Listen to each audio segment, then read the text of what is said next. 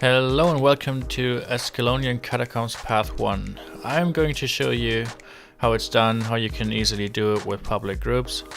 I actually just used the looking for group tool to try and see if I can find some people to do with me, and this is what I got. We got some up leveled and we got actually a troll ranger at the end, which made it a lot more difficult. So to start off, you get an elite graveling breeder. As you walk up to him, he gets attackable, you just have to kill him. It's not very hard. He will spawn some hatchlings though, so make sure you kill him rather fast or interrupt him. And then you see these three researchers. If you want to speed up the whole thing, just give them swiftness. It'll take quite a while until they walk into the camp we're about to get into. You will have a waypoint here where you can respawn, repair your armor, so this is more or less your hub. Actually one group member will have to stay behind and talk to the NPC to choose a path, but the others can actually go on and try and kill the spider queen already. Just make sure you watch the traps on the ground, don't walk into them. And this is the room where the spider queen is. There are quite many spider hatchlings here at level 35, and there are some at level 3, I think it is. As soon as you killed all the hatchlings at level 3, the spider queen will spawn, and with her all little spiders again. There are gargoyle heads all around the room. Try and destroy them first, and yeah, then the fight with the spider queen starts. She has two main attacks, one which really immobilizes you in front of her, and these three poison fields around. Just avoid them. If you do it on range, you can actually solo the spider queen. If you want to see exactly how it's done, just let me know in the comments down below. After killing the spider queen, there is a small group of mobs. Just pull them behind here and make sure that all your group members stay in that spot, because otherwise it gets really hard and this graveling stalker starts to tunnel to enemies. But if you have a decent park group, you will have no problems. And there are traps on the ground again, just try and get through them and pull the chain at the end and the traps will disappear. Sometimes there will be a cave troll here appearing, but you just can run past them. I recommend always using buff food, just put it in. If you want to, you can skip Lieutenant Cola, but there will be a waypoint here, so it makes the rest of the dungeon faster. If you have a decent group, this is no problem. I recommend just stacking in here, one guy pulling it, and then break the CC bar of Cola, and do as much damage as you can. Just tag Cola, cause his mobs will disappear. Cola actually has one really big attack, but he has a huge tail on it, so it's easy to avoid. He lifts up his arms, pulls everybody in, and then starts to spin. So just get you some distance, wait for it to be over, and then attack him again. Then you have no problems.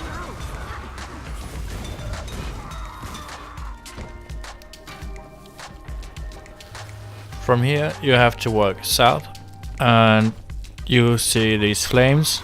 Don't walk into them as they will one-shot you. Just wait for them to disappear, rush through them, or just run on these gargoyle heads. Then you have to wait for everybody, and if the same thing happens to you as to us, that Hodgins died in these flames, just walk all the way to the back of the room, as that will make him respawn. This room is often very difficult with puck groups, especially with newer players.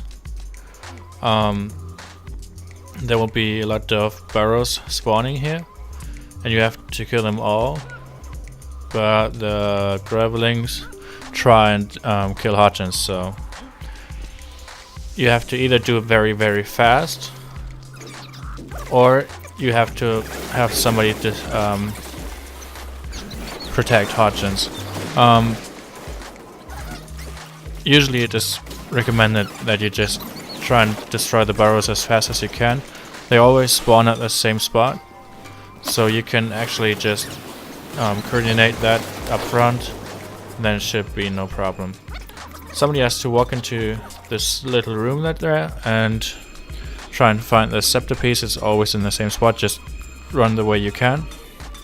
And then go back to the cola waypoint, run up here and now walk left, because otherwise oozes will spawn and they're just annoying as fuck.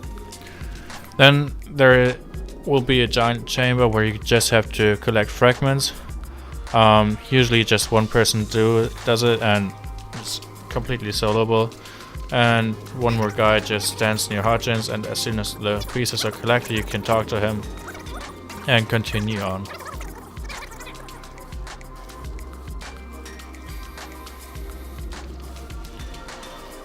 After talking to Hodgins, you will have another waypoint here to respawn from, because now there's a little bit of running. Actually, you could kill all of these. If you have a thief in your group, just make sure he stealths the whole group, which makes it easier. Otherwise, just know how to dodge, get in some stability, and run through.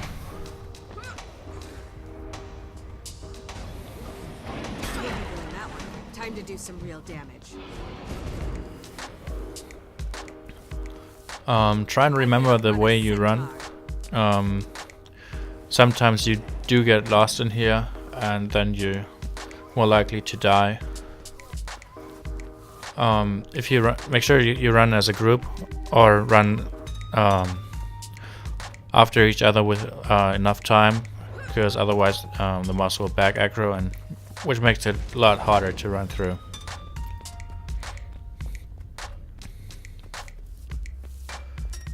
After you pass all the mobs, just try and get into this very back corner right here. This really makes it easier for the NPCs to come here, and this is like a safe spot where no mobs can aggro you, where nothing can happen to you.